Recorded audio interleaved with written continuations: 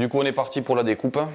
Donc on va essayer de présenter aujourd'hui une découpe qui soit le plus adaptée à ce qu'on peut retrouver à la maison, c'est-à-dire une table, une planche à découper.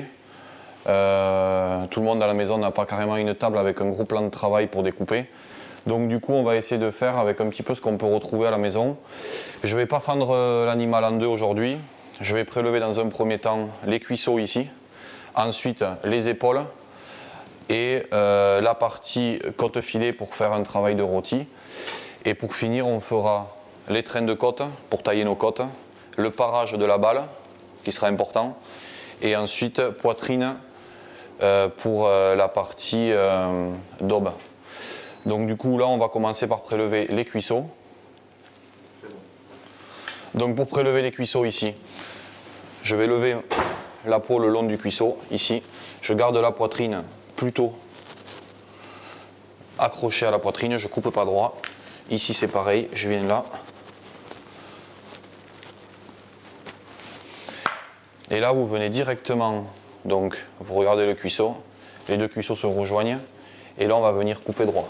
Donc je prends le trancheur et je viens couper droit. Juste une entaille. Ensuite avec la scie, donc le travail de la scie va être important. Voilà. Du coup, tant que l'animal est pareil, donc le plus tendu possible, je prélève tout ce qui est sale. J'aurai pas à le faire après.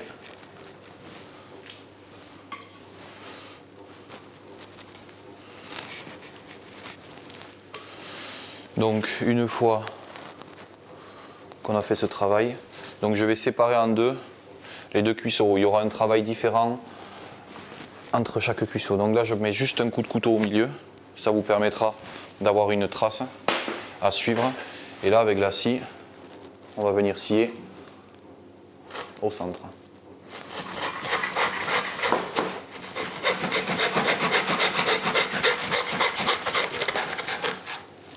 Voilà. Et donc là on va séparer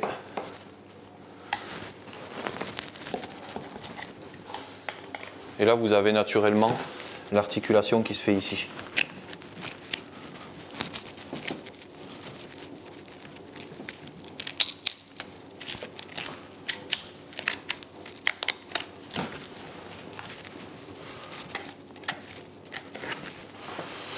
Voilà. Donc là on a levé un cuisseau pardon, et je vais faire le deuxième ici. Donc là on travaille sur le premier cuisseau, donc j'ai pris le moins abîmé des deux. Et donc là on va faire le travail juste pour faire un cuisseau à sécher. Donc il y a juste un premier travail à faire, je vais devoir enlever cet os, d'accord, le coxal. Donc ici pour l'enlever, donc ici vous avez l'os du dessus là, donc je vais passer derrière, je vais décoller la viande. Donc là il faut être appliqué pour éviter de mettre trop de coups de couteau, comme derrière ça va être séché. Donc là on lève bien, ici vous avez l'os donc qui descend comme ça, là il vient ici, bien le dégager pour bien voir la forme. Donc vous voyez il vient de là, hop, il repart ici. Ici là, sur ce côté, on a le fémur, la tête du fémur qui est là. Je viens avec mon couteau dans l'articulation. Voilà, je viens le couper.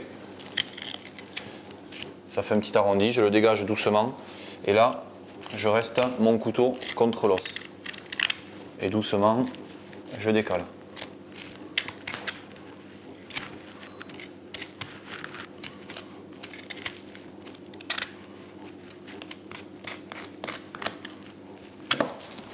Voilà. Donc là, j'ai levé. Et maintenant, je viens bien ici, je fais attention à ne pas mettre trop de coups de couteau.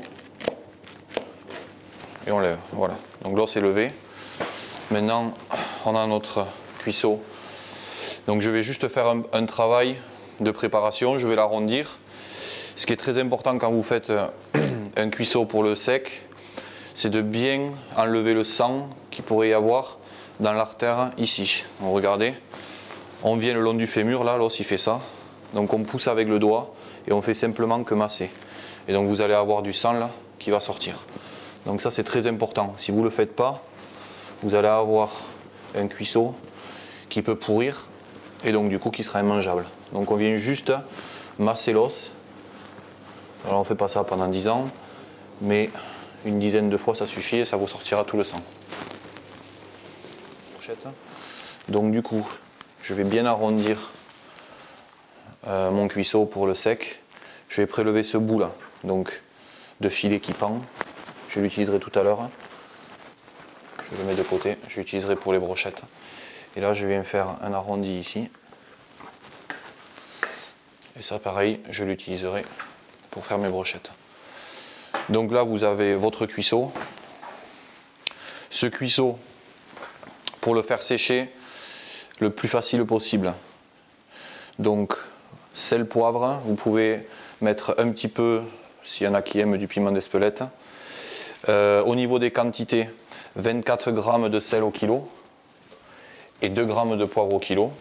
Donc ça vous le préparez dans un petit plat, vous mélangez bien sel, poivre si vous voulez mettre un peu de piment avec. Le piment, les quantités, c'est vraiment pas grand chose, il n'y a même pas de grammage au kilo, vous faites à peu près. Il ne faut pas qu'il y en ait beaucoup. Grosso modo, une grosse cuillère à café, pour moi ça suffit.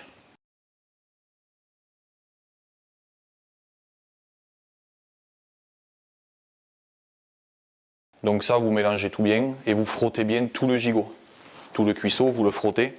Dessus, dessous, vous frottez bien ici. Vous frottez bien ici au niveau de l'os, parce que c'est là qu'il peut y avoir les sources d'infection. Donc là, on vient ici.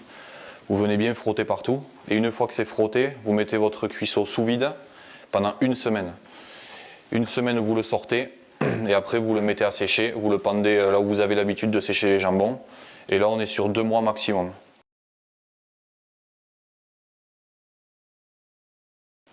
Voilà pour ça.